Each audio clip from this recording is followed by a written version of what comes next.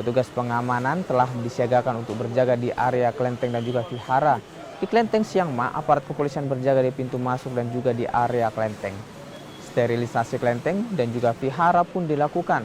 Untuk mengamankan jalannya perayaan Tahun Baru Imlek, sebanyak 120 personel TNI Polri diturunkan. Penambahan personel juga dilakukan khusus di malam Tahun Baru hingga 2 hari ke depan. Meski aturan PPKM telah dicabut oleh pemerintah, pihak kelenteng mengimbau warga yang datang agar tetap mengenakan masker dan juga menjaga jarak.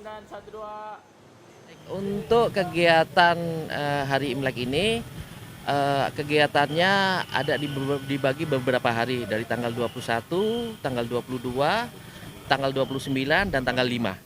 Nah, untuk dari tanggal 21 ini kami sudah melaksanakan pengamanan dengan jumlah personil 125, itu gabungan dari Koramil juga, ada pun juga dari Gegana, supaya sebelum pelaksanaan kegiatan ibadah setiap hari kita laksanakan sesuai prosedur untuk pengecekan di setiap vihara-vihara.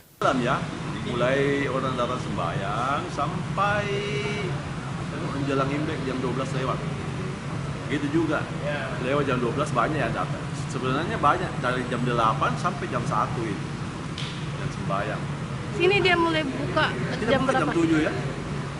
Jam 7. Kita masih tetap sarankan supaya pakai masker. Kan PPKM sudah dicabut. Ya, untuk menjaga-jaga, kita masih sarankan warga itu kalau berkunjung pakai masker.